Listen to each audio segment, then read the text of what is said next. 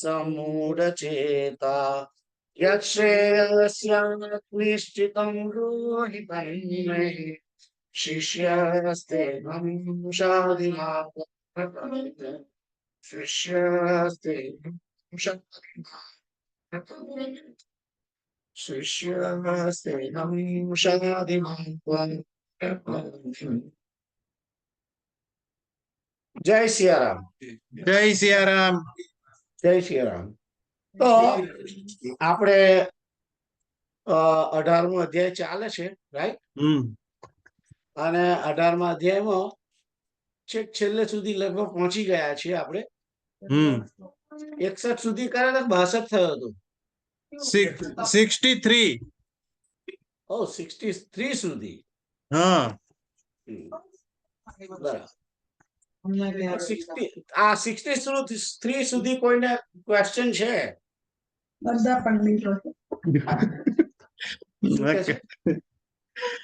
આમાં બાજુથી કોમેન્ટ આવી ગયા બધા પંડિતો છે એટલે ક્વેશ્ચન નથી એમ. Very good. સારી સારી સારું. બધા તમારે ત્યાં બધા જ્ઞાનીઓ વસે છે એટલે જ્ઞાની, રાઈટ. બધા એવું કે થાય કે નહીં એટલે સમજ્યા વગર કે કરે એવું ને. ક્વેશ્ચન સમજ્યા હોય તો ક્વેશ્ચન પૂછે ને એમ. કેમ સમજણ ના પડે તો તમે પૂછો ને. હું એટલી તો દર વખતે કહું છું તમને લોકોને કે સમજણ પડી કે ના પડી. હું દર વખતે પૂછું છું તમને કે કોઈ ક્વેશ્ચન છે. એનીવે, તો છેલ્લો 62મો જે શ્લોક હતો એમાં છે અમેવ શરણમ ગચ્છ સર્વભાવેન ભારત તત્પ્રસાદ પરામ શાંતિમ સ્થાનમ પ્રાપ્યસી શાશ્વતમ. 62 નંબરનો શ્લોક બતાવો. તો ભગવાને છેલ્લે એમ જ કહ્યું કે તું હે ભારત સર્વ પ્રકારથી, જો કહ્યું છે સર્વભાવેન, તમામ પ્રકારના તારા ભાવ છે બધા, એ ભાવ વડે તું એ પરમેશ્વરના જ શરણે જા. તમેવ શરણમ. તમ એટલે કે તે, એવ એને જ, બીજા કોઈને નહીં. એવ શબ્દ છે એનો અર્થ જ છે કે તું એમને એકલાને જ શરણે થઈ જા. બીજા કોઈને શરણે થવાની તારે જરૂર નથી. અને કેવી રીતે થા? સર્વભાવે. સર્વભાવે નો અર્થ શું થતો? કે મારા માં તું છું, મારી બાપ તું છું, મારો ભાઈ તું છું, મારો છોકરો તું છું, મારી પત્ની તું છું, બધું જ. માતા રામ મત પિતા રામચંદ્ર, સ્વામી રામ મત સખા રામચંદ્ર, સર્વસ્વમ મે રામચંદ્રો દયાલુ, નાન્યમ જે નૈવ જાને ન જાને. એટલે સર્વ પ્રકારથી ભાવ, બધા જ પ્રકારના ભાવો જે છે એ ભાવ વડે તું પરમાત્માને શરણે જા. તું સર્વની અંદર પરમાત્માનું દર્શન કર અને પરમાત્માની અંદર જ બધાને જો. એમ કે છે કે તારા માટે, મારા માટે દીપકભાઈ મારા ભાઈ નહીં, મારો ભાઈ રામ, મારા પિતા રામ, મારી માં રામ. એમ સર્વભાવે ભારત, તમામ ભાવો વડે તું એને શરણે જા અને સર્વની અંદર પરમાત્માનું દર્શન કર. એમની અંદર એ રામ, આમની અંદર એ રામ, મારામાં રામ, કેતુલમાં રામ, બધામાં રામ. એ રીતે સર્વની અંદર એનું દર્શન કર. અને એમ કરીશ તો શું થશે? એ બીજી લીટીમાં કહ્યું તત્પ્રસાદાત. તત્પ્રસાદાત મોટા મોટું અહીંયા આગળ આશ્વાસન છે કે એની જ કૃપાથી તને શાંતિ મળશે. કેવી શાંતિ? પરામ શાંતિ. તત્પ્રસાદાત પરામ શાંતિમ સ્થાનમ પ્રાપ્યસી શાશ્વતમ. એના પ્રસાદથી જ, એની કૃપાથી જ, એના સિવાય બીજું કોઈની કૃપા કામ નહીં લાગે. એની કૃપાથી જ તું પરમ શાંતિને પામીશ. એની કૃપાથી જ તું શાશ્વત સ્થાનને પામીશ. એમ કહ્યું 62 ની અંદર. અને પછી 63 ની અંદર તો ખાલી આપણે સલાહ આપે કે ભાઈ જો મેં તને આ કહ્યું આટલું, હમ. તારે માનવું હોય તો માન, ના માનવું હોય તો તું જાણે, પણ આ વસ્તુ મેં તને અત્યાર સુધી કહી. એટલે 18 અધ્યાય જે આખા જે છે ભગવદ ગીતા એકચ્યુઅલી અહીં 62 આગળ પૂરી થઈ ગઈ છે. 62માં શ્લોકે આમ તો ભગવદ ગીતા પૂરી થઈ ગઈ છે, અને પછી 63માં શ્લોકમાં કહ્યું ઇતિ તે જ્ઞાનમાખ્યાતમ ગુહ્યાદ ગુહ્યતરમ મયા. 63 બતાવો તમે, જોડે જોડે રહો ભાઈ સાહેબ. હા. હા, તો કે છે કે ઇતિ તે જ્ઞાનમાખ્યાતમ ગુહ્યાદ ગુહ્યતરમ મયા વિમૃશ્ય તત અશેષેણ યથેચ્છસી તથા. ઇતિ તે જ્ઞાનમ આખ્યાતમ, આ પ્રમાણે જ્ઞાન તને કહ્યું. એ જ્ઞાન કેવું છે? ગુહ્યાદ ગુહ્ય, એકદમ ટોપમાં ટોપ સિક્રેટ વાળી વાત બધી તને મેં તને કહી. એકદમ જે ગુપ્તમાં ગુપ્ત જે છે, ગુપ્તમાં પણ વધારે ગુપ્ત, સુપરલેટિવ ડિગ્રી છે અહીંયા આગળ. ગુહ્યતરમ જે શબ્દ છે એ સુપરલેટિવ, જેમ આપણે રેગ્યુલરમાં આપણે છે ને ગુડ, બેટર ને બેસ્ટ, એવી રીતે બેસ્ટ જે શબ્દ છે એ સુપરલેટિવ. એ સુપરલેટિવ ડિગ્રીની અંદર કહ્યું કે ટોપમાં ટોપ સિક્રેટની આ બધી મેં તને વાતો કહી છે. માયા એટલે કે મારા વડે, મારા વડે તને આ ટોપમાં ટોપ સિક્રેટની જ્ઞાન કહેવામાં આવ્યું અત્યાર સુધીમાં, એમ કે છે ભગવાન. અને પછી બીજી લીટીમાં શું કે છે? વિમૃશ્ય તત, વિમૃશ્ય એત અશેષેણ યથેત ઇચ્છસી તથા કુરુ. હવે જે છેલ્લા જે 2-3 શબ્દો છે એને હમણાં પછી જુઓ. શું કે છે? વિમૃશ્ય તત અશેષેણ. વિમૃશ્ય નો અર્થ છે વિચાર. તું સારી રીતે, મૃષ્ય નો અર્થ છે વિચારવું, અને એટલે કે સારી રીતે. ગઈ વખતે કૃષ્ણકાંત હતા, કૃષ્ણકાંતે શબ્દ પ્રશ્ન પૂછ્યો છે કે ભલી ભાંતિ શું છે? ભલી ભાંતિ નો અર્થ કઈથી લાયા હતા? If you recall this, right? તો કે છે કે સારી રીતે. એ વી જે શબ્દ છે, મૃષ્ય, મૃષ્ય એટલે કે વિચારવું, અને વી એટલે કે સારી રીતે વિચારવું. એતત એટલે આ બધું, અશેષેણ સંપૂર્ણ રીતે. એટલે મારે ને તમારે અહીં આગળ 62 નંબરની શ્લોકમાં ભગવદ ગીતા પૂરી થઈ ગઈ. પછી ભગવાન એમ કે છે કે હવે તું આ જે મેં તને કહ્યું ટોપમાં ટોપ બધી વસ્તુઓ 18 અધ્યાયની, એને તું પૂરેપૂરી રીતે, સંપૂર્ણ રીતે, અશેષેણ સંપૂર્ણ રીતે તું એને ભલી ભાંતિ સારી રીતે વિચારજો. દરેકે દરેક શ્લોકોને જો અને ફરી એને વિચારી જો, એમ કે છે. અહીં આગળ ભગવાન આજ્ઞા કરે છે શ્રી કૃષ્ણ અર્જુનને કે તું હવે બધું વિચારી જો, મેં તને કહ્યું આ પ્રમાણે છે.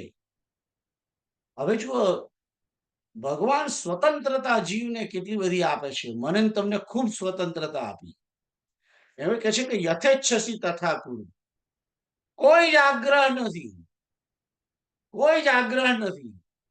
તમારે કાલ ધૂનમાં આવવું હોય તો આવો, ના આવવું હોય તો ના આવો, એમ કે છે.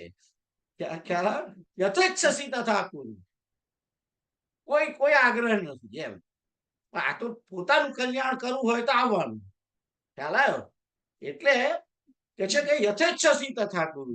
એટલે મેં હવે એ પ્રમાણે મૂકી દીધું કે યથેચ્છસી તથા કુરુ. તમારે આવું હોય તો આવો, એમ. ખ્યાલ આવ્યો? ભગવાન જેમ, મારે પછી શા માટે કોઈના ઉપર આગ્રહ કરવું? યુ નો, કારણ કે જો ભગવાન પોતે આજ્ઞા, પોતે જો જીવો ઉપર સ્વતંત્રતા આપે છે, તો મારે પણ બધાને સ્વતંત્રતા આપવી જોઈએ, આગ્રહ કરવાની જરૂર નથી. એટલે કે છે કે યથેચ્છસી તથા કુરુ. તમારે જેમ કરવું હોય એમ કરો. તમારા આત્માનું કલ્યાણ કરવું હોય તોય કરો, ના કરવું હોય તોય કરો, જે તમને વિચાર આવે એમ કરો, એમ કે છે. યથેચ્છસી તથા કુરુ.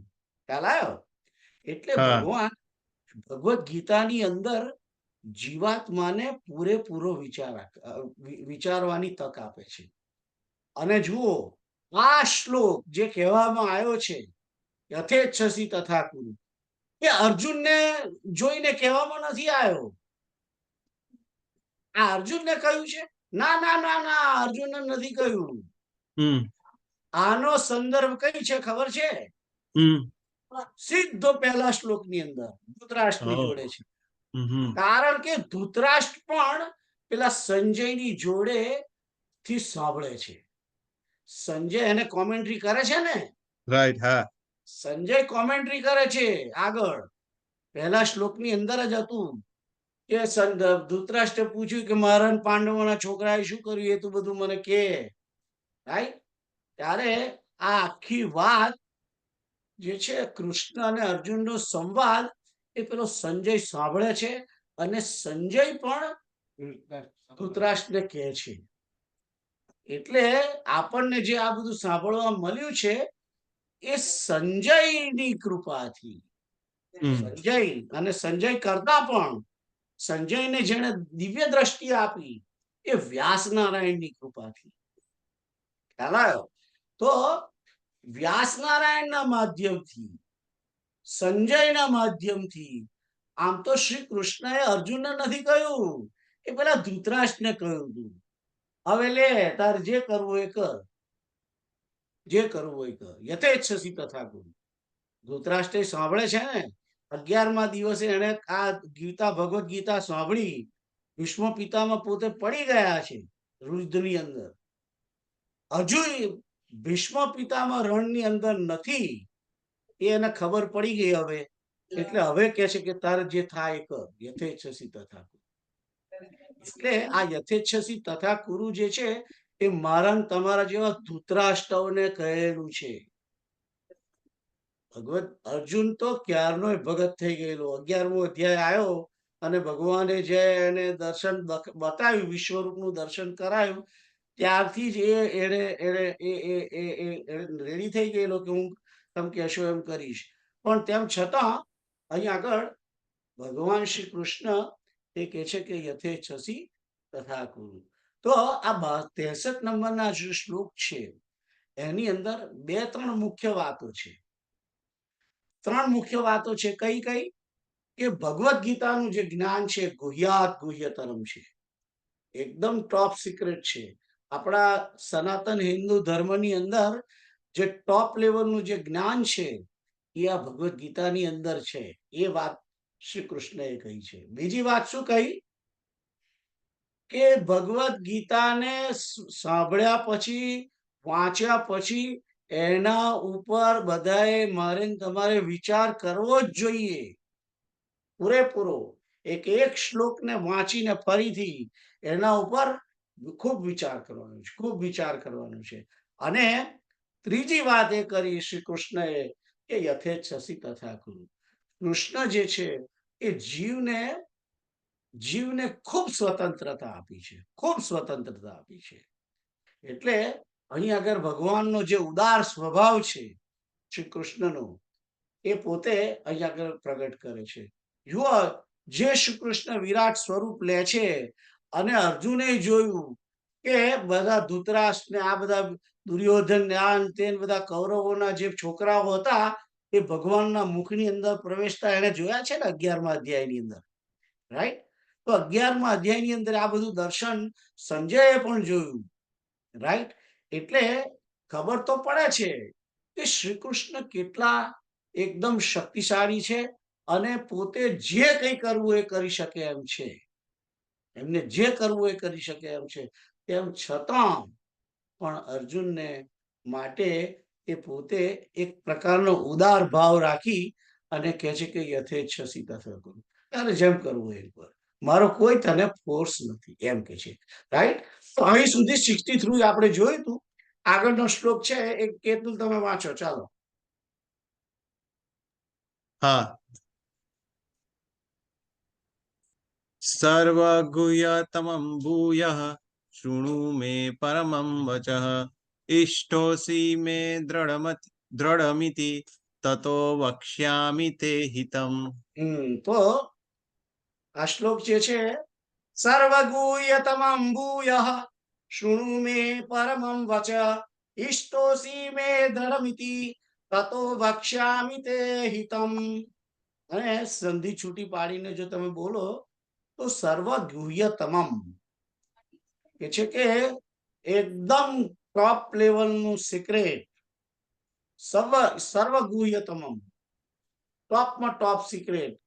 ભૂય, ભૂય એટલે કે ફરીથી, ફરીથી તને કહું છું એમ કે છે. શૃણુ મે પરમમ વચ, શૃણુ એટલે સાંભળ, મે એટલે કે મારું, પરમમ એટલે કે પરમ, વચ એટલે કે વચન. તો કે છે કે હવે તું મારું ટોપ લેવલનું જે વચન છે એ તું ફરીથી સાંભળ.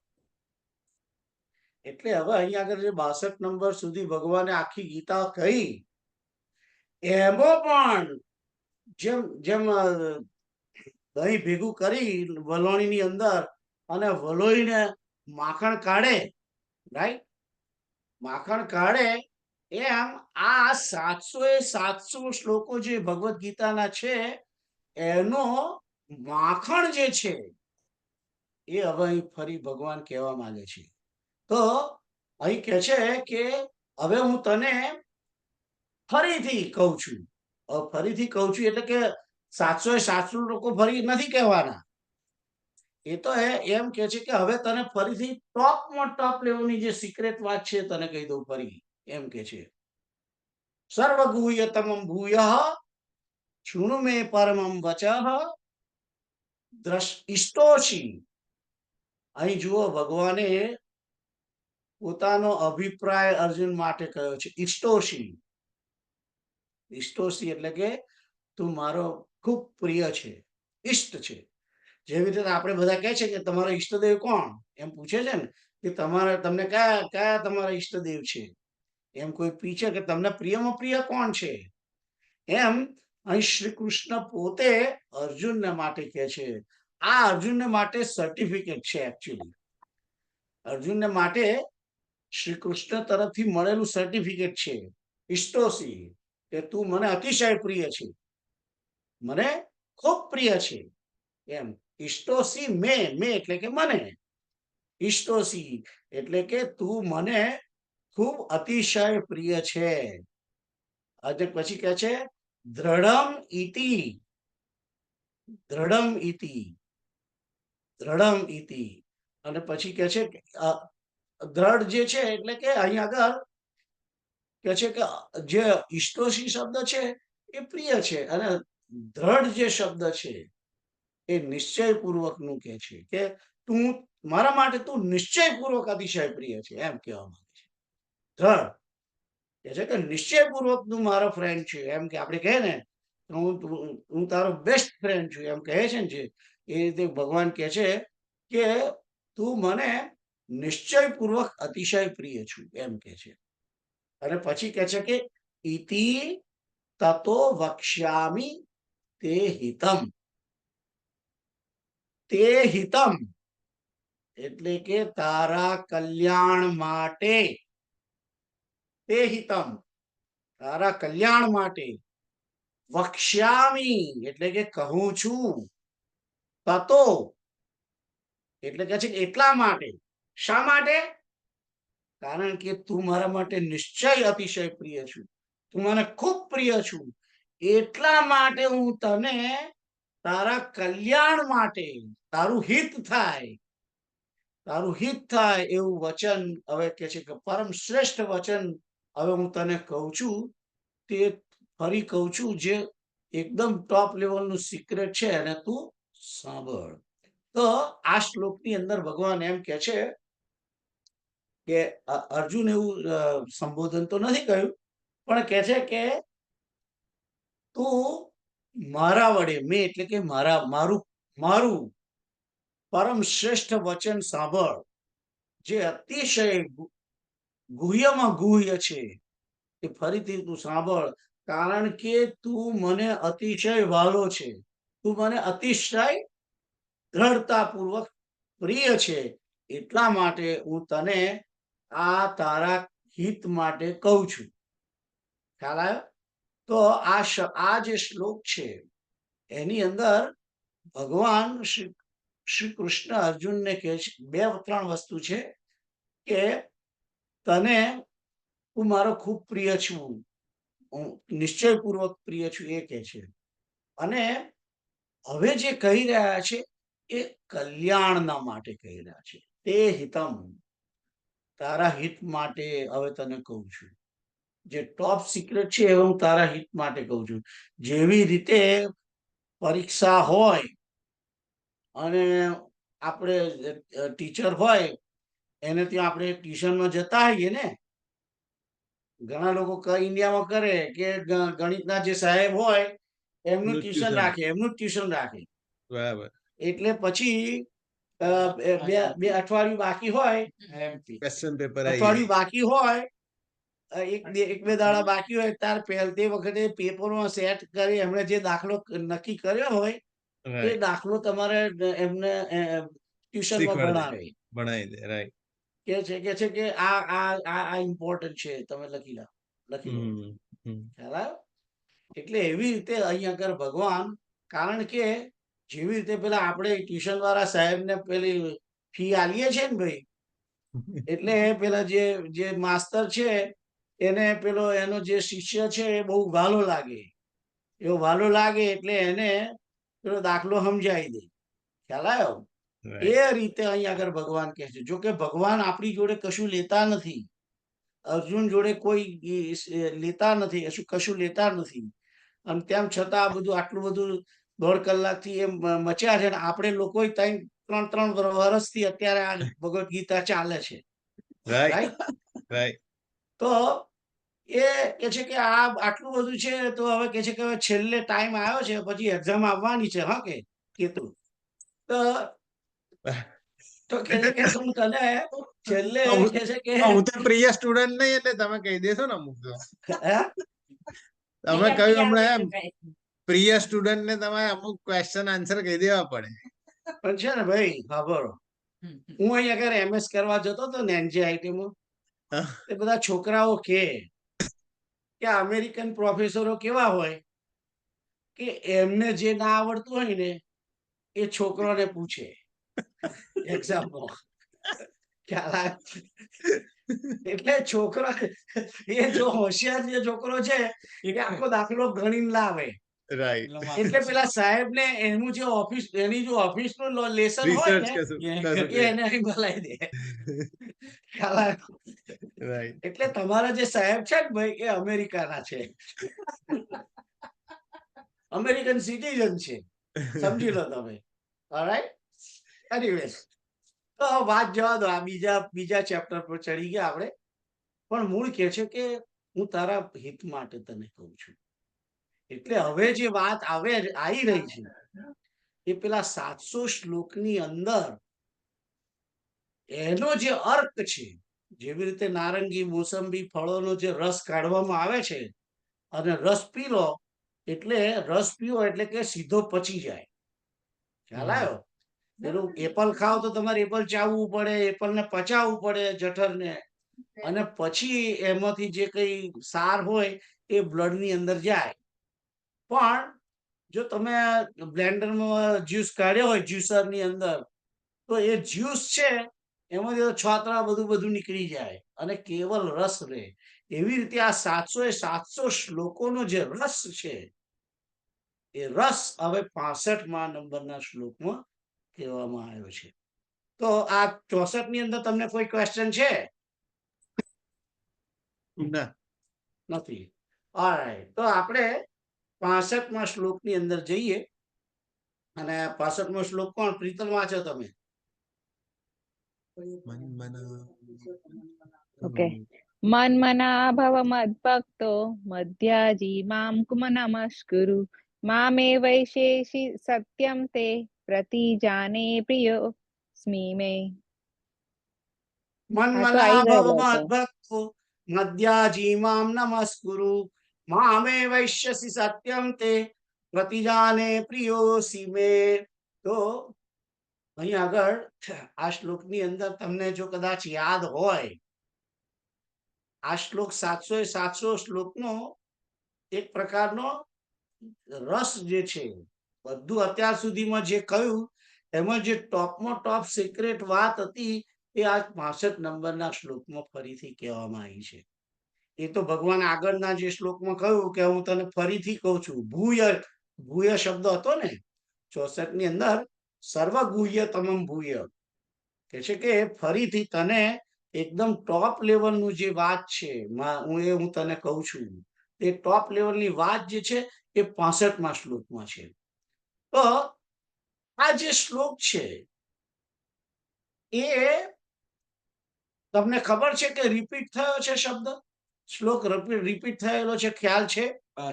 યા 9મા અધ્યાયમાં હતો. હા, 9માનો 34મો શ્લોક જે છે હમ એ 9માનો જે 34મો છેલ્લો શ્લોક જે છે એ છેલ્લો શ્લોક એ અહીં રિપીટ થયેલો છે. 9મો શ્લોક જે છે એ રિપીટ થયેલો છે.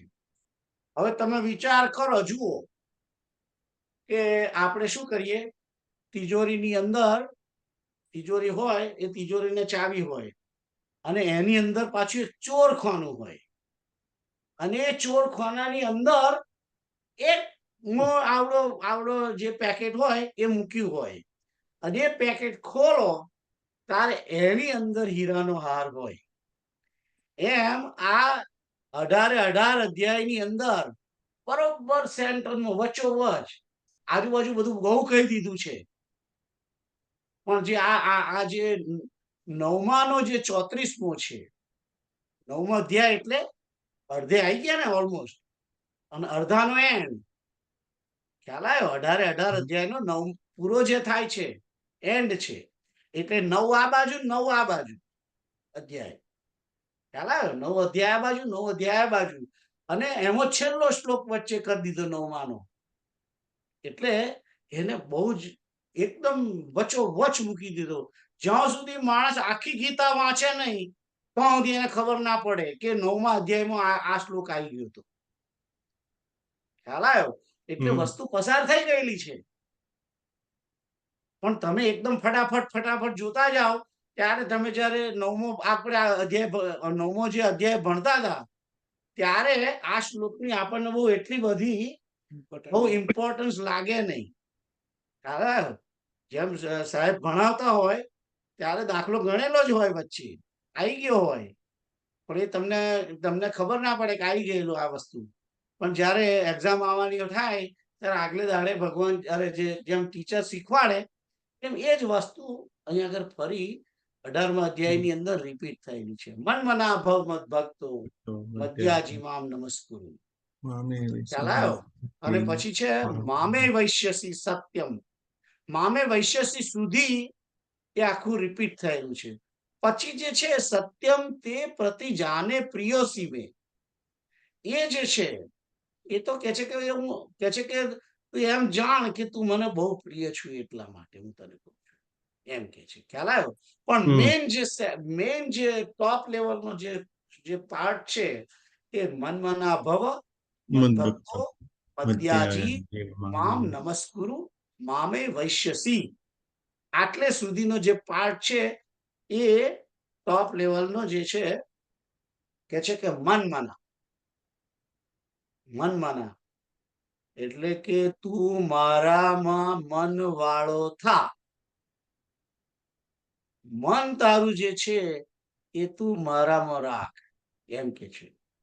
તો સૌથી મેન વસ્તુ જે છે એ અહીંયા આગળ કહેવામાં આવી છે કે મનને ક્યાં રાખવું. આપણા બધાનું મન જે છે એ સંસારની અંદર રહેલી જે જડ અને ભૌતિક વસ્તુઓ છે, વસ્તુ અને વ્યક્તિઓની અંદર આપણું બધું મન રહે છે. મન શિવમમાં રહે, જયરામમાં રહે, રંજનમાં રહે, રાઈટ? પણ જે મન જેમાં રાખવાનું છે એમાં રહેતું નથી. રામમાં રહેવું જોઈએ, શ્રી કૃષ્ણની અંદર રહેવું જોઈએ, એ વસ્તુ અહીં આગળ કહી છે. તો ટોપ લેવલની જે વાત છે એની અંદર પહેલો પાર્ટ આ છે, મન મના ભવ. મનને મારામાં રાખ. એટલે હવે મનને મારામાં રાખો એટલે શું? મન શું કરે છે પહેલું તો એ વસ્તુ કરો, કહો પહેલા. મન શું કરે છે? મન કરે છે શું? વિચાર કરે વિચાર કર્યા કરે છે. અને હમ.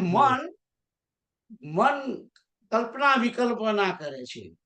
કલ્પના કરે છે, વિકલ્પના કરે છે, અને વિચારો કર્યા કરે છે. અને એ શું કરે છે કે જે પહેલા બની ગયું છે એને યાદ કર્યા કરે છે કે મને આણે આમ કહ્યું હતું, મને આણે આમ કહ્યું હતું, હું આ ગયો તો તારે એને મને આ વસ્તુ નથી આપી. અમારે ઘેર ખાવા આવ્યા હતા, શ્રીખંડ ખાઈ ગયા હતા, પછી આપણે ગયા હતા ખીચડી કઢી ખવડાયા. એટલે મન જે છે એ વસ્તુ અને વ્યક્તિઓનો જ વિચાર કર્યા કરે છે કાંઈ. એના બદલે મનને મારામાં રાખ એમ કે છે. એટલે મનનું મેઇન કાર્ય શું છે? સ્મરણ કરવાનું છે. મન છે એ સ્મરણ કરે છે. અને જે સ્મરણની ભક્તિ છે એ ટોપ લેવલની ભક્તિ છે. ટોપ લેવલની શા માટે છે? કારણ કે ભગવાને મનુષ્ય આપણને બનાયા છે, એમાં મુખ્યમાં મુખ્ય મેઇન વસ્તુ કઈ આપી છે? મન આપેલું છે. મન આપેલું છે. જો આપણે એમ આપણે કોણ આધળો માણસ હોય, આધળો માણસ હોય તો કે ભાઈ હું ભગવાનને કમ્પ્લેન કરે કે જો મારે તો અયોધ્યા 22મી જાન્યુઆરી તમારે તો આવવું હતું, તમને જોવા, તમારું દર્શન કરવા તો, પણ તમારે આંખો જ ના આપી. એટલે હવે એક કામ કરો તમે કે તમને આંખો ના આપી એટલે હું તમને હવે કેવી રીતે જોઈ શકું, તમારું દર્શન કેવી રીતે થાય મને? એટલે તમે મને એમનેમ જ વૈકુંઠમાં મોકલી દો. આવી કમ્પ્લેન કરે ને? કરે. કારણ કે મારે તો તમારું દર્શન કરવા હતા, પણ તમે મને આંખો ના આપી. પછી જો બોબડો હોય તો એ કે મારે તો રોજ રામ રામ રામ રામ રામ રામ બોલવું હતું, પણ જીભ જ નહીં આલી, હું બોલી જ નહીં શકતો. તો કે છે કે હવે તમે એમ કરો, મને સીધા જ મને ગોલોકમાં મોકલી દો. પછી જો બહેરો હોય તો બહેરોય કમ્પ્લેન કરે ભગવાનને કે તમે મારા કાન જ નહીં આપે, મને સંભળાય જ નહીં, હું તમારી કથા કેમ નહીં સાંભળું? આ તમારી કથા સાંભળીને તો ભક્તિ મળે છે. તો હવે તમે એમ કરો કે મને કાન નહીં આપ્યા તમે, એટલે હવે તમે મને સીધા જ કે છે કે બ્રહ્મલોકમાં મોકલી દો એમ કે. એટલે આ બધા જે, કારણ કે માણસ જે છે ને એ બહુ ચતુર પ્રાણી છે, બહુ ટોપ લેવલનું ચતુર પ્રાણી છે. એ ભગવાનને પણ સમજાવે એવું છે. એટલે ભગવાનને આ બધા એટલે ભગવાન કહે છે કે જો તને ઇન્દ્રિયો નહીં આપી એ બરાબર છે, પણ તને મન તો આપ્યું તું ને, એ મન વડે તું સ્મરણ કરી શક્યો. એટલે મન જે છે, કારણ કે મન એ ઇન્દ્રિયોના રાજા છે. મન એ ઇન્દ્રિયોને કંટ્રોલ કરે છે. અને મન વડે જે, કારણ કે મનની અંદર કશું ખર્ચવાનું નથી. મનથી જે ભક્તિ થાય છે એ એકદમ ચીપ પ્રકારની ભક્તિ છે. એકદમ ચીપ પ્રકારની. કે મન હોય તો બસમાં બેઠા બેઠા માણસ સ્મરણ કરી શકે. એના માટે કોઈ ઓફિસની અંદર ટેબલ પર બેઠો હોય, કમ્પ્યુટર ચલાવતો હોય તો એ મનથી ભગવાનનું સ્મરણ કરી શકે. એના માટે એને કોઈ પૈસો ખર્ચવાની જરૂર નથી. આંખ હોય તો એને કદાચ ના સંભળાય તો પેલું મશીન લાવીને એનો ખર્ચો કરવો પડે કે ભાઈ કથા સાંભળવા માટે મશીન જોઈએ છે. કે ભાઈ હવે તમારે દર્શન કરવા છે પણ દેખાતું નહીં, હવે મોતી આવે છે તો કે છે કે આ ચશ્મા લાવો કે છે. $69 ના પેલા અમેરિકન બેસમાં જઈને ચશ્મા કઢાવવા પડે એને. એટલે એ ખર્ચો તો થાય ને. પણ મન જે છે ઇન્દ્રિયોના માટે ઘણો ખર્ચો કરવો પડે છે. પગ માટે પગના ઓપરેશન કરાવીને અંદર હરિયા મૂકવાના, મૂકવાથી પગ જાત્રાએ જવું, બધું કરવું પડે. એટલે મનની અંદર તો કેવો સર, પણ મનની અંદર કોઈ ખર્ચો નથી. એટલે વગર ખર્ચાની જે ભક્તિ છે એ મન વડે જ છે. અને ટોપ લેવલની, બેસ્ટ લેવલની જે ભક્તિ છે એ મન વડે છે. હું વાંચતો 18 અધ્યાય વાંચી ગયો, પણ મારું મન જ અંદર ના હોય એનો શું અર્થ છે? 2 દાડા એ રામચરિત માનસના પાઠમાં રાગડા તાણ્યા કર્યા હોય આપણે, પણ એમાં મન જ ના હોય તો એનો કશો અર્થ નથી. એનો કશો અર્થ નથી. It's a waste of a time અને વેસ્ટ ઓફ એનર્જી. જો કોઈ પણ કાર્યની અંદર મન ના લાગ્યું, ભક્તિના કોઈ પણ કાર્યની અંદર, તો it's a waste of energy, waste of time. એના કરતા ગોપાલ ટોકીઝમાં જઈ અને રામ ઓર શ્યામ જોઈ આવું. ખ્યાલ આવ્યો? તો એટલે મન જો હોવું જોઈએ. મંદિરમાં ગયા હોઈએ કે કોઈ ભક્તિમાં ગયા હોય, ભજનમાં ગયા હોય, જ્યાં ગયા હોઈએ, તમારું મન એમાં રહેલું હોવું જોઈએ. મન જ મેઇન વસ્તુ છે. મન તે સમયે પેલો ફોન લઈને આમ નહીં કર્યા કરવાનું. આપણે તો મંદિરમાં ગયા હોય તો આમ કર્યા કરીએ ફોન લઈને, કે શું આવ્યું છે, શું આવ્યું છે, અલે ભાઈ જે આવવાનું છે આવ્યું છે. હવે પેલા તને જેને મોકલ્યું છે એને ગંદવાળો જ મોકલ્યો તને. એને કોઈ સારી વસ્તુ તને મોકલી જ નથી. વોટ્સઅપમાં ને આ બધામાં જે આવે છે ગંદવાડા જ આવ્યા છે. મને આવ્યો એટલે મેં આને તઈ નાખ્યું, આને અમને નહીં નાખ્યું, આને આને તઈ નાખ્યું. રાઈટ? એનીવે, તો મન જે છે એ મન મુખ્ય વસ્તુ છે. મન એટલે અહીં આગળ સૌથી પહેલી જે વાત કરી છે એ મનની વાત કરી છે. જે ટોપ લેવલની જે વસ્તુ છે એમાં પહેલું આ જ વસ્તુ કહ્યું ભગવાને કે મન મના ભવ. મારામાં મન રાખવા વાળો તું હા, એમ મેઇન વસ્તુ કઈ છે. રાઈટ? એટલે આ શ્લોકમાં 4-5 વસ્તુ કઈ છે, પણ પહેલી જે વાત છે મન. કારણ કે જો મન ના હોય અને ઇન્દ્રિયો જોડાઈ હોય તો એનો કશો અર્થ નથી. એટલે મન જે છે એ જોડાવવું જોઈએ કોઈ પણ વસ્તુમાં. મન અને કહેવાતો ગુજરાતીમાં છે કે મન વગર મારવે ના જવાય, એવું બધું છે ને, કે કહેવાતો ઘણી છે.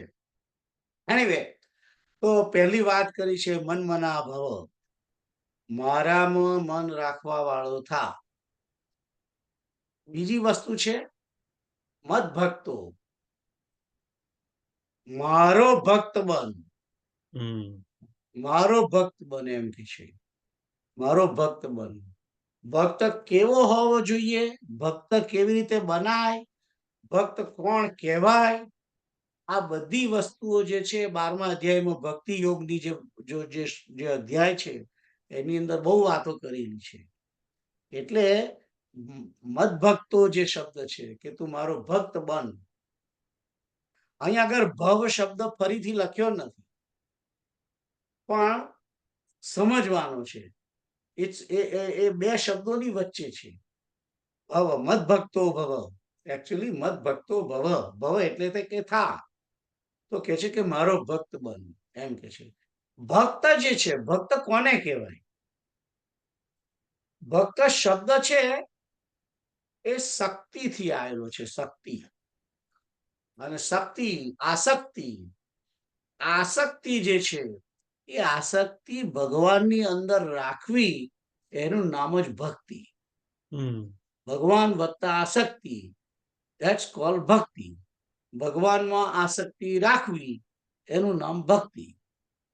અને ભક્તિની અંદર શું શું કરવાનું છે તો ઘણી જગ્યાએ પુરાણોની અંદર નવધા ભક્તિ કહી છે, અને ભાગવતની અંદર તો 40 પ્રકારની ભક્તિ, 1 પ્રકારની ભક્તિ, 2 પ્રકારની ભક્તિ, 15 પ્રકારની ભક્તિ, 20 પ્રકારની, 30 પ્રકારની, કેટલા બધા જુદા જુદા પ્રકારો ભક્તિના આપ્યા છે. 3 પ્રકારની ભક્તિ.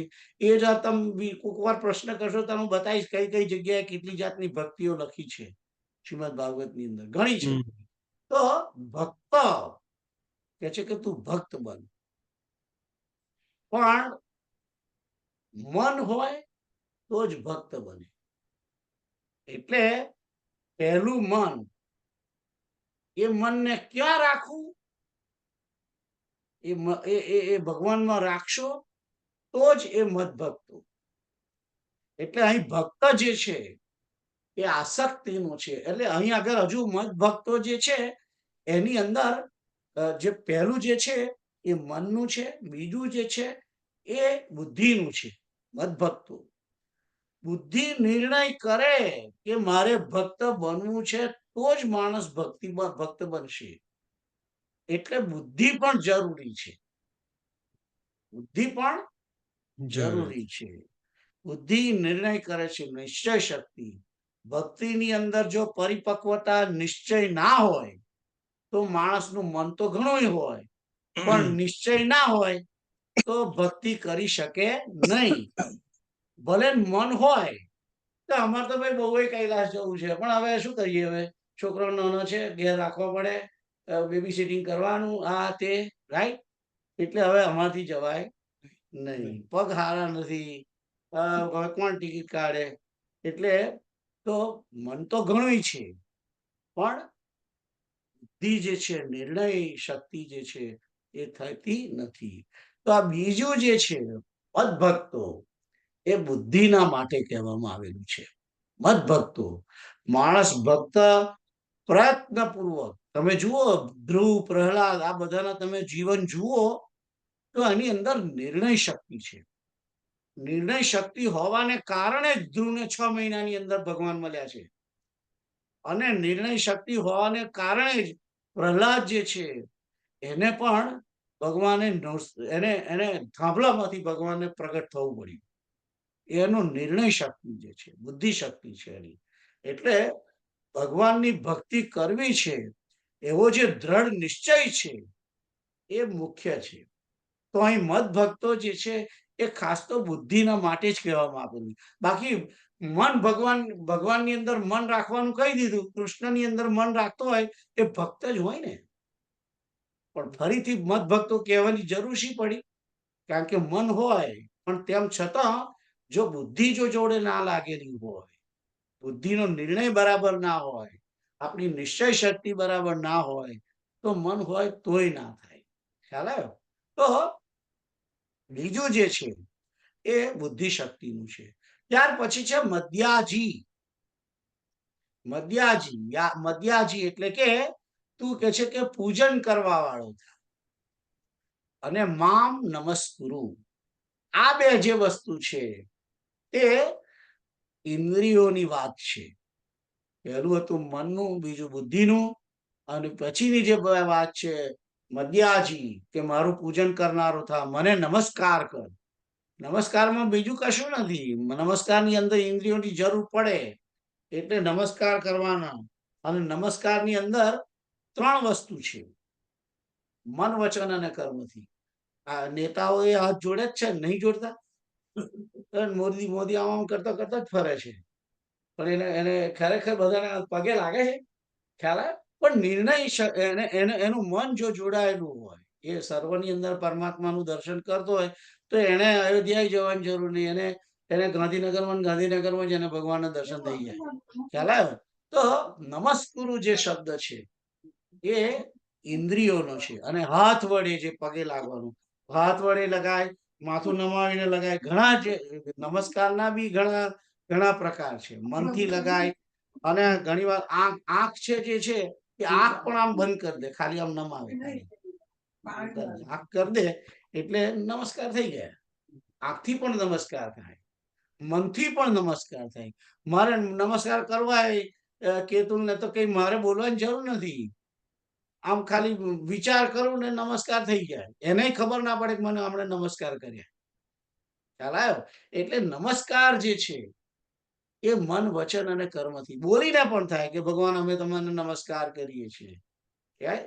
હરે નમઃ, હરે નમઃ, હરે નમઃ બોલીએ છીએ ને આપણે, એ વાણીનો નમસ્કાર છે. હવે જે યાજી છે, યાજી એટલે કે યજન કરવું. યજન કરવું, એ યજન કરવું એનો અર્થ છે કે પૂજા કરવી. અને યજન જે છે એ પણ મન, વચન અને કર્મ વડે થાય. મનથી પણ થાય, અને વચનથી પણ થાય, અને કર્મથી પણ થાય. જે આપણે 1650 પૂજા કરીએ છીએ સત્યનારાયણની, આ તે બધી જે કઈ બધી પૂજાઓ કરીએ છીએ એ હાથ વડે, એ કર્મેન્દ્રિયથી કરીએ છીએ. વાણી વડે પણ થાય. વાણી વડે સંકીર્તન કરો, ભજન કરો, એ બધી વાણીની પૂજા છે, રાઈટ? અને મન વડે પણ પૂજા માણસ કરી શકે. માનસિક પૂજા જે છે, રત્ને કલ્પિત માસનમ હિમચલે સ્નાનમ ચ દિવ્યાંબરમ, એ જે માનસ પૂજા છે ને, માનસ પૂજા જે ભગવાન શંકરની માનસ પૂજા છે એ યજન છે, એ યજનનો શ્લોક છે, મનથી કરવાનું છે. ખ્યાલ આવ્યો? તો મનથી પણ થાય. એટલે જે મદ્યાજી મામ નમસ્કુરુ, મામ એટલે કે મને નમસ્કાર કર, મારું પૂજન કર. મત યાજી, મત યાજી બે શબ્દ છે અંદર, મત છે અને યાજી છે. યાજી એટલે યજન કરવું, કે પૂજન કરવું. ખ્યાલ આવ્યો? તો જે મત યાજી છે એટલે કે મારું યજન કર એમ કે છે. તો મત યાજી, યાજી જે છે યજન કરવું, એ યજન શબ્દ છે એના માટે યાજી શબ્દ કે તું મારું યજન કર, અને તે મન વચન અને કર્મ વડે થાય. અને એની અંદર કર્મ પણ છે અને વાણી, કારણ કે વાણી જે છે એ જીભનું છે, અને એ કર્મેન્દ્રિય પણ છે અને જ્ઞાનેન્દ્રિય પણ છે જીભ. એટલે એ જ્ઞાનેન્દ્રિય ત્યાં છે, ખ્યાલ આવ્યો? અને કર્મેન્દ્રિય પણ ત્યાં છે. એટલે મદ્યાજી અને મામ નમસ્કુરુ, એ બંને જે છે એ કર્મેન્દ્રિય અને જ્ઞાનેન્દ્રિયોને માટે કહેવામાં આવેલા છે. તો મન, બુદ્ધિ, જ્ઞાનેન્દ્રિયો, કર્મેન્દ્રિયો, આ બધું એ પરમાત્માને સમર્પણ કરવાની જે વાત છે એ પહેલી લીટીની અંદર કહેવામાં આવી. મન મના ભવ, મારામાં મન રાખવા વાળો થા. મત ભક્તો, મારો ભક્ત બન. મત યાજી, મારું યજન કર. મામ એટલે કે મને, નમસ્કુરુ, મને નમસ્કાર કર.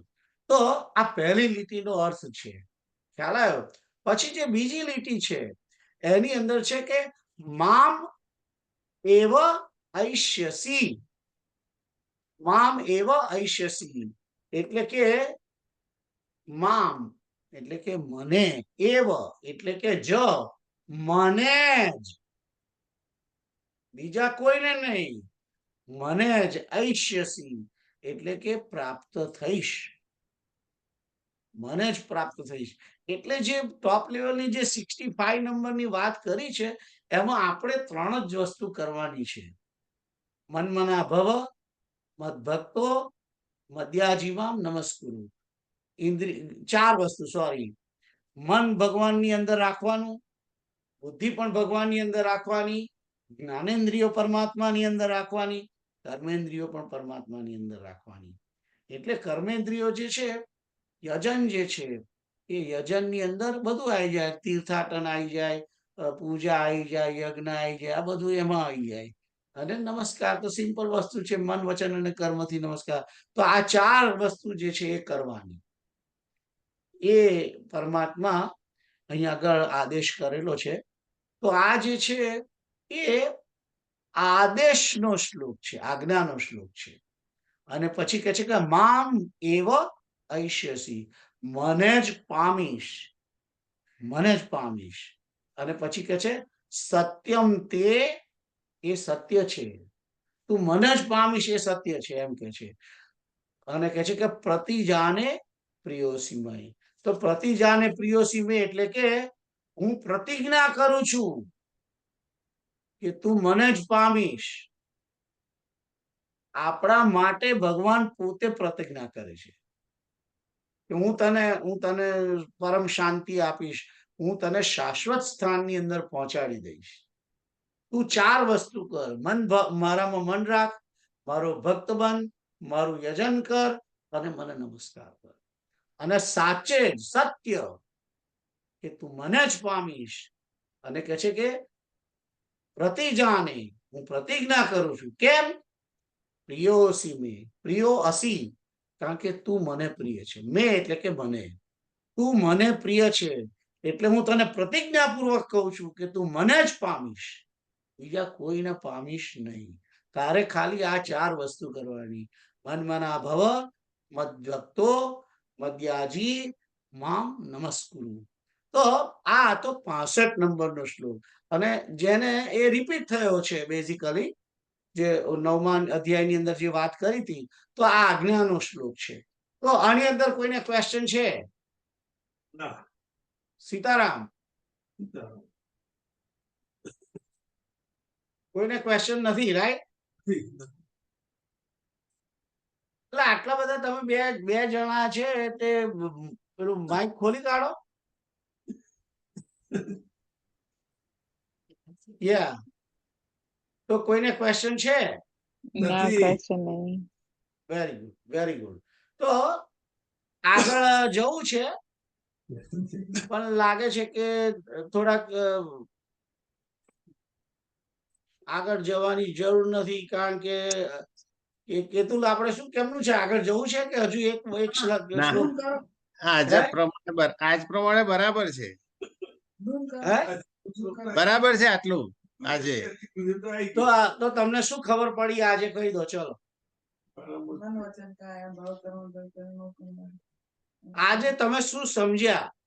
હમ 65 ની અંદર શું સમજ્યા? આજે ટોપ સિક્રેટ વાત કઈ ભગવાને, જીવતા અહંકાર બધું. અને ભગવાનના જ ભક્ત બનવાનું, ધેટ્સ રાઈટ. ભગવાનની પછી જ ભક્તિ કરવાની. મન મના ભવ, મારામાં મન રાખવાનું, ભક્તિ કરવાની, મારો ભક્ત એટલે પરમ શ્રી કૃષ્ણનો ભક્ત બનવાનું. હવે જુઓ, અહીં આગળ તમે જુઓ કે ભગવાન જે છે એ બીજા કોઈની વાત નહીં કરતા. કૃષ્ણ ભાઈ કે તું કૃષ્ણમાં જ મન રાખ, મારામાં મન રાખ, હા, હા. મારો જ ભક્ત બન, મારું જ યજન કર અને મને નમસ્કાર કર.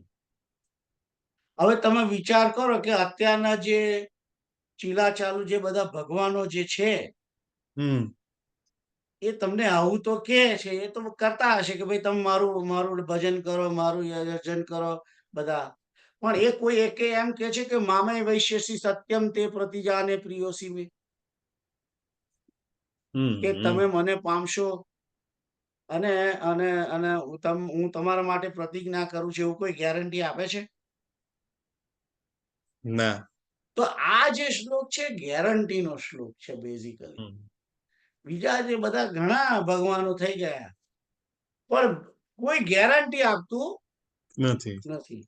અહીંયા આગળ છે ગેરંટી આપે કે તું પ્રીમિયમ ભર ભાઈ. પ્રીમિયમ શું ભરવાનું છે? મારામાં મન રાખ, મારો ભક્ત બન, મારું યજન કર અને મને નમસ્કાર. આટલું પ્રીમિયમ, 4 પ્રીમિયમ ભરવાના તમારે, અને ઇન્સ્યોરન્સ તમારો પાકો. ખ્યાલ આવ્યો?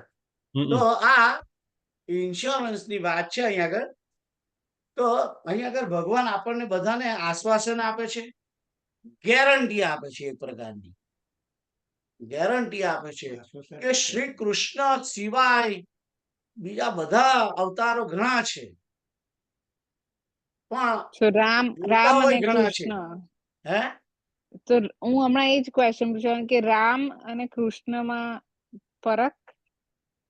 કોઈ ફરક નથી, Okay. બંને એક જ અવતાર છે. જે શ્રી કૃષ્ણ છે એ જ શ્રી રામ છે, અને રામ છે એ જ શ્રી કૃષ્ણ છે. ખ્યાલ આવ્યો? જુદા જુદા સમયે એ જુદા જુદા સમય આવ્યા છે, એટલું જ છે. પણ છે એ હરિ જ.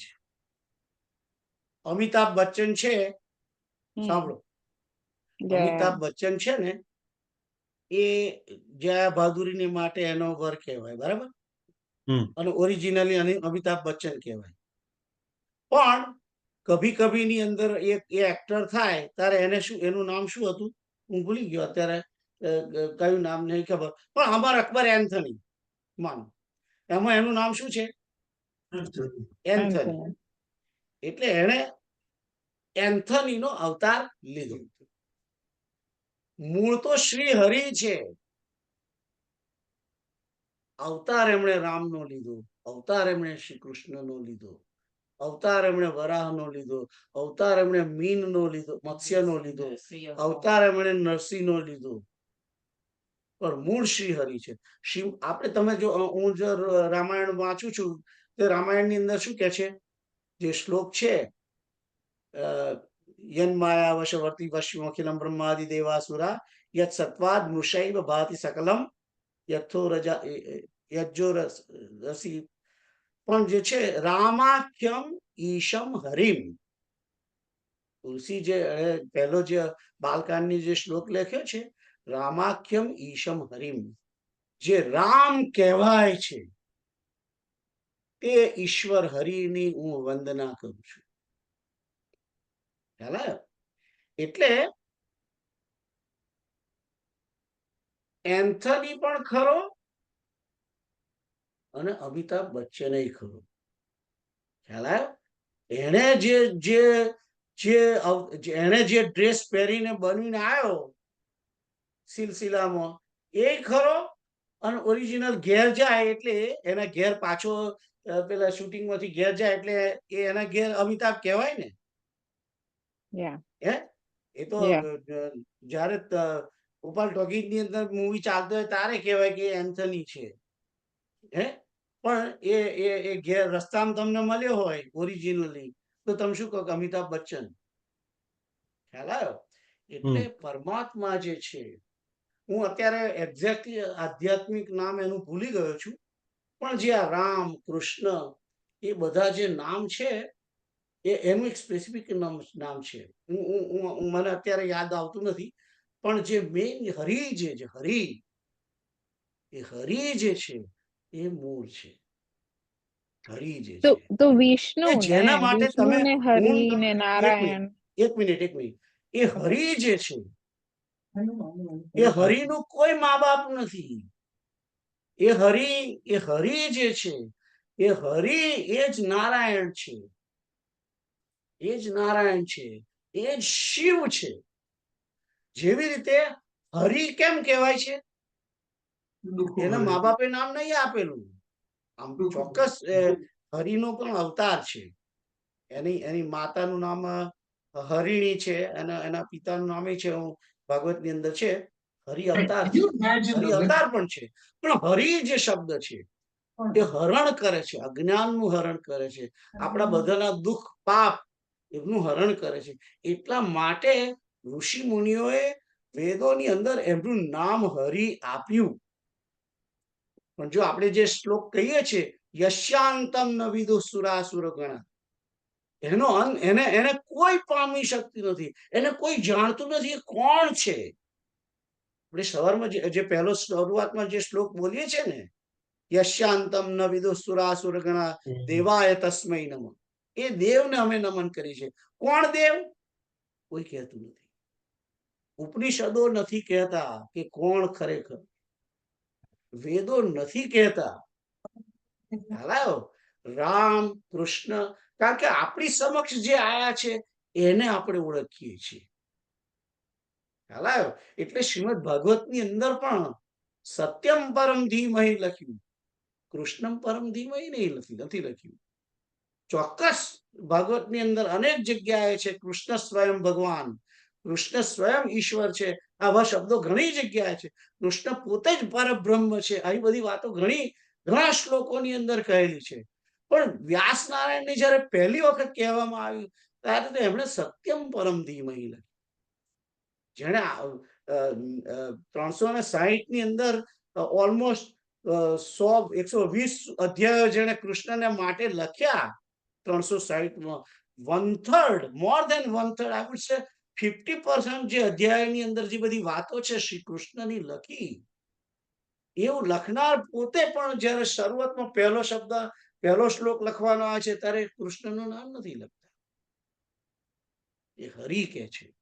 એટલે હરિ જે છે એ અમિતાભ બચ્ચન છે, અને જે એન્થની છે એ રામ છે, એન્થની છે એ કૃષ્ણ છે. ખ્યાલ આવ્યો? તમે હવે કહો પ્રીતલબેન, તમે શું કહેવું હતું? ના પણ એટલે એ જ કે બધા એક જ ને, કોઈ બી ભગવાનને એ જ આપણે કહું ના છું. રાખતા. શિવ જે કે છે, શિવ શબ્દ કેમ છે? શિવનો અર્થ જ કલ્યાણ છે. ઋષિ મુનિઓ પણ પોતે કહેતા નથી કે આ શિવ છે એ જ હરિ છે. ખરેખર તો શિવ છે એ જ હરિ છે, હરિ છે એ જ શિવ છે. શંકર, શંક એટલે કલ્યાણ, કલ્યાણને કરનાર જે છે તે. નારાયણ કોણ? કે જે જીવોના સર્વાત્મા છે તે, જે જીવોનું નિયમન કરે છે તે, જે તમામ જે જળની અંદર રહેલા છે તે. શ્રીમદ ભાગવતની અંદર 14મા અધ્યાયની અંદર જયારે બ્રહ્માએ સ્તુતિ કરી ત્યાં આગળ આ નારાયણ શબ્દના અર્થો લખ્યા છે કે નારાયણ કોણ છે. એટલે જે હરિ છે એ જ કૃષ્ણ છે, એ જ શિવ છે, અને એ જ બધું જ. જુઓ ભાઈ, તમે ભાખરી ખાઓ, ભાખરીને ગોળ ખાઓ, ચૂરમું ખાઓ, પૂરી ખાઓ, કે શ્રીખંડ પૂરી ખાઓ, ગરી ભાખરી ખાઓ, શીરો બનાવો, લાપસી બનાવો, રાબડી બનાવો, બધું એક જ છે, ગોળ, ઘી ને લોટ. રાઈટ. પણ અહીંયા તો આપણે કહ્યું કે પણ કૃષ્ણ ભગવાને પણ કહ્યું એટલે આપણે પણ જે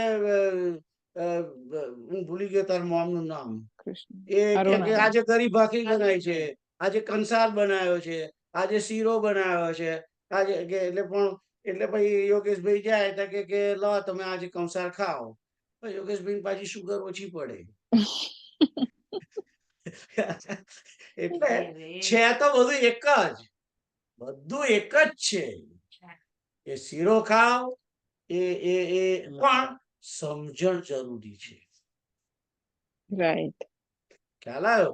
મોટો પર્વત હોય એમાં ડાબી બાજુથી જે પાવાગઢ તમે જે ગયા છો, પાવાગઢમાં જે ચાંપાનેરમાં નીચે આ બાજુથી ચડતો જાય, જે ચાલતો જે માછીએથી જાય ચડવાનું શરૂ કરે, ત્યારે એને પાછલી સાઈડે કોણ ચાલીને આવે છે દેખાય નહીં. રાઈટ. ખ્યાલ આવ્યો? ત્યારે એ એમ કરતો કે કાલી માં, મહાકાલી, મહાકાલી, મહાકાલી કે ભજન કરતો કરતો જાય એ ઉપર. રાઈટ? તારે એ પાછો જે પેલા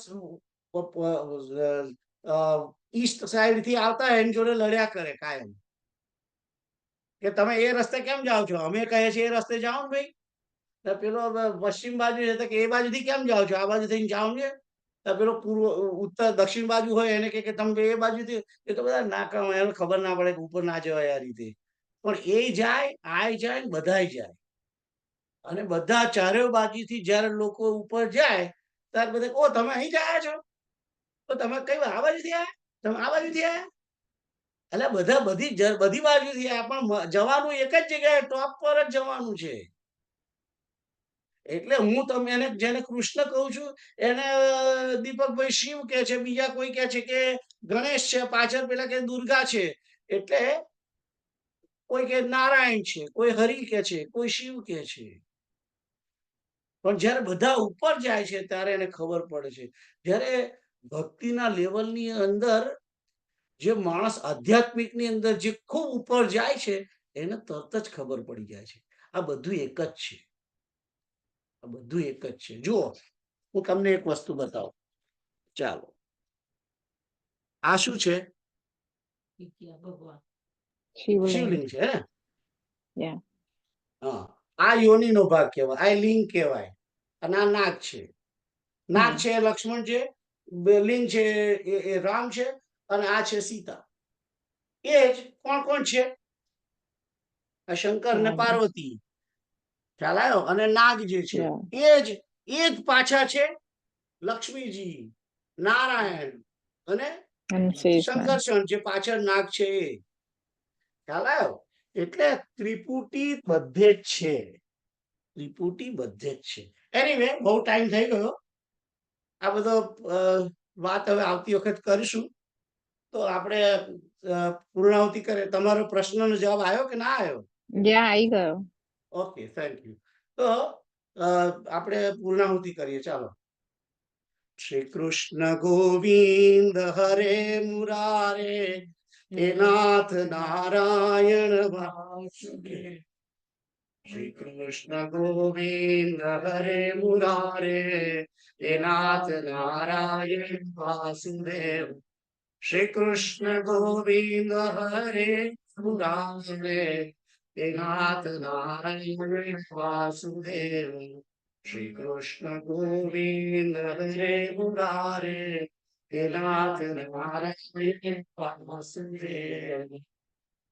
ઓમ ભગવદ પૂર્ણમિદં પૂર્ણાત પૂર્ણમુદચ્યતે પૂર્ણસ્ય પૂર્ણમાદાય પૂર્ણમેવાવશિષ્યતે.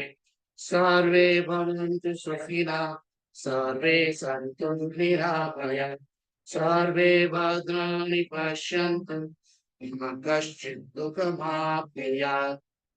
ઓમ તત્સત. ઓમ તત્સત. ઓમ તત્સત.